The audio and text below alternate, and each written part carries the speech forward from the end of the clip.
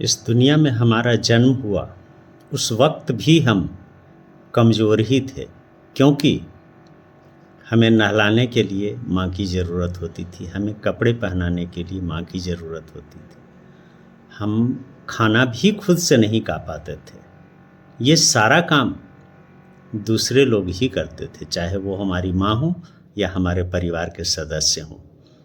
और जब हम जाने लगते हैं उस वक्त ही भी हम कमज़ोर ही होते हैं, क्योंकि उस वक्त भी जब हमारी मौत हो जाती है तो हमें नहलाने का काम दूसरे करते हैं, हमारे कपड़े बदलने का काम दूसरे करते हैं।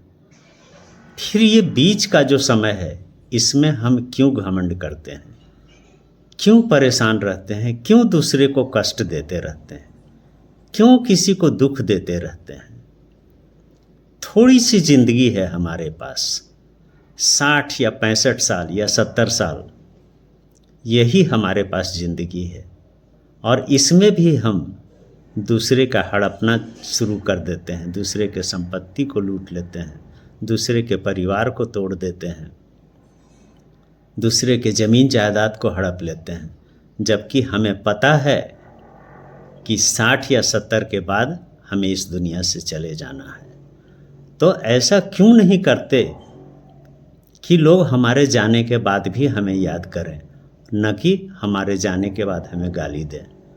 हम अगर गलत काम करते हैं इस जीवन में तो हमारे जाने के बाद हमें गालियाँ मिलती है, हमें श्राप मिलता है। लोग यही कहते हैं, अच्छा हुआ चला गया, बहुत कुकर्मी था, बहुत घमंडी था, दूसरों का लूटता रहता था।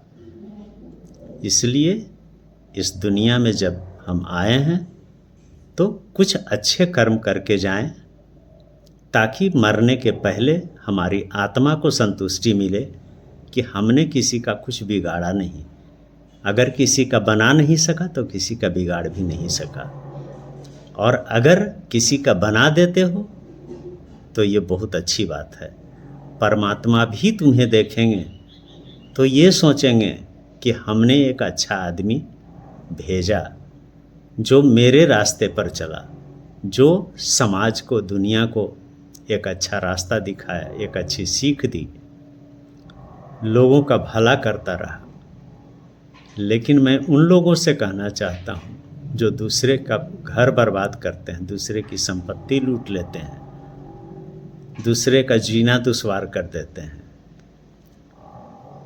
वो भी मरेंगे, उनको भी इस दुनिया से जाना है, लेकिन वो सारे कुकर्म करके जाएंगे। उन्हें लगता है कि हमें हमारे कुकर्मों का फल नहीं मिलेगा, क्योंकि वो दुनिया को दिखाते हैं कि मैं पूजा पाठ ज़्यादा करता हूँ, इसलिए हमें कोई गलत मार्ग नहीं मिलेगा, हमें प्रायश्चित करने का नहीं मिलेगा।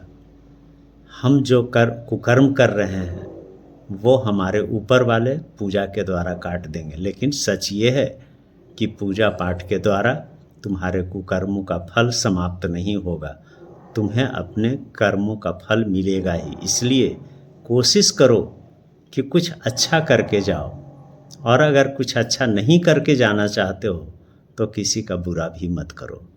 और अगर तुम किसी का बुरा नहीं करते हो तो ये भी एक बहुत बड़ी अच्छाई होती है। इसलिए कोशिश करो जीवन में कि किसी को हंसा कर जाओ, किसी के दुख में आंसू पोंछ कर जाओ, ताकि तुम्हें जाते वक्त इस बात का अफसोस नहीं हो कि हमने किसी का दिल नहीं दुखाया, हमने किसी की बद्दुआ नहीं ली, हमने दुआएं ली है, हमने किसी के आंसू पोंछे हैं, और यही उचित होगा, यही सत्य है।